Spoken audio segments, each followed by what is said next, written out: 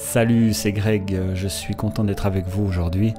Je vais vous parler des habitudes et de la puissance que cela peut avoir une fois que c'est bien appliqué à l'intérieur de vos vies et à quel point cela peut vous aider à améliorer votre existence. Donc c'est un sujet qui me tient à cœur. J'ai découvert, disons, cet impact que cela pouvait avoir à l'intérieur de ma vie et j'avais envie de le partager avec vous. Donc aujourd'hui je compte plus le nombre de personnes qui me parlent d'un manque de temps, donc un manque de temps pour lire des livres, un manque de temps pour monter des projets.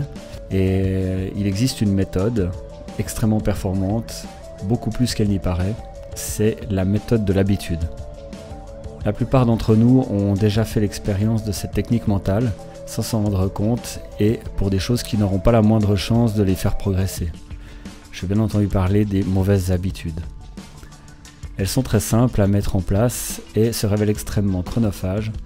C'est tout à fait normal car c'est là leur principe fondamental de fonctionnement. Consommer énormément de temps en dehors de votre conscience. Pour vous donner 1 à 2 exemples, je pourrais vous parler du journal que nous lisons pratiquement tous chaque matin. Certains peuvent même en lire 3 de suite, ce qui retire pas loin d'1 heure par jour de leur existence. Selon les derniers sondages, un Français regarde la télévision en moyenne 4 heures par jour. Résultat, pour une année, 1460 heures ou 61 jours pleins ou encore 182 journées de 8 heures que nous aurions pu utiliser à des fins d'amélioration de notre quotidien ou de celui de nos proches. Mais nous avons préféré regarder la télévision à la place. Il faut bien se rendre compte, 182 journées de 8 heures. Ça en fait un énorme projet et vous m'accorderez qu'il est bien difficile de se souvenir de ce que nous avons vu au téléjournal de la semaine précédente. Preuve absolue d'un gâchis de temps indiscutable. Alors voici la solution. Pour arriver à mettre en place un projet dans sa vie, il suffit de remplacer une habitude, mauvaise si possible, par une bonne habitude. Je vais vous parler de mon cas. J'avais pour ambition de proposer un site internet qui soit spécialisé dans la mise à disposition de textures gratuites et libres de droit, sans publicité aucune bien sûr. Le site s'appelle photogare.com. Il en existe quelques-uns depuis longtemps, mais je voulais tout de même réaliser cette expérience. Alors en commençant à y réfléchir, je me suis dit, il me faut atteindre les 2000 textures rapidement pour lancer le site web en 2 ou 3 mois afin d'avoir l'air un peu plus crédible. Et pour ce faire, je vais devoir y mettre tout mon temps de libre et faire l'acquisition douloureuse de matériel photographique de très bonne qualité. Je me voyais déjà au magasin en train de poser sur le comptoir 1500 francs au moins. J'imaginais que ce serait le minimum pour pouvoir réaliser des textures de bonne qualité avec un minimum de niveau de netteté. Puis j'ai vite réalisé que 2000 textures me paraissait un nombre absolument irréalisable. Il faut dire que la tâche n'est pas simple, car il ne s'agit pas uniquement de prendre des photos, il faut ensuite les redresser pour aligner les verticales et horizontales, changer la dimension et traiter un peu le piqué, netteté, la lumière et la couleur. Finalement, couper un peu l'image pour enlever ce qui est inutile dans les bords. J'ai décidé de m'y prendre différemment et de tenter une insertion d'habitude dans ma vie. Voici comment les choses se sont déroulées.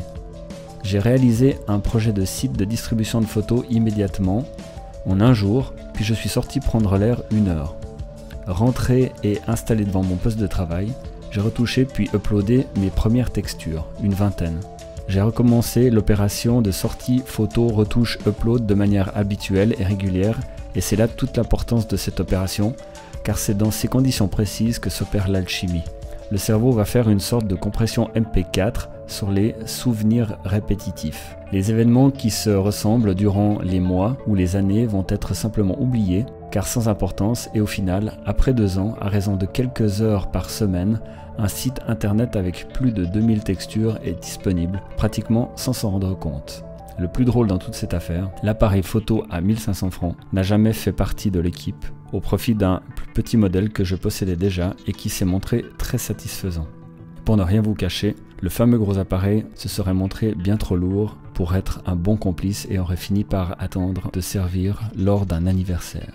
Vous comprenez à présent qu'une habitude puisse se montrer redoutable et qu'elle n'attende que de prendre place dans votre vie pour parvenir à vous offrir le changement d'existence que vous désirez ou de réaliser le projet de vos rêves. Il faut simplement mettre à disposition 1 heure ou une demi-heure par jour que vous aurez emprunté à une autre activité qui n'en vaut peut-être simplement pas la peine, de mettre son cerveau sur off et de se réveiller quelques mois ou quelques années plus tard avec un vrai changement entre les mains.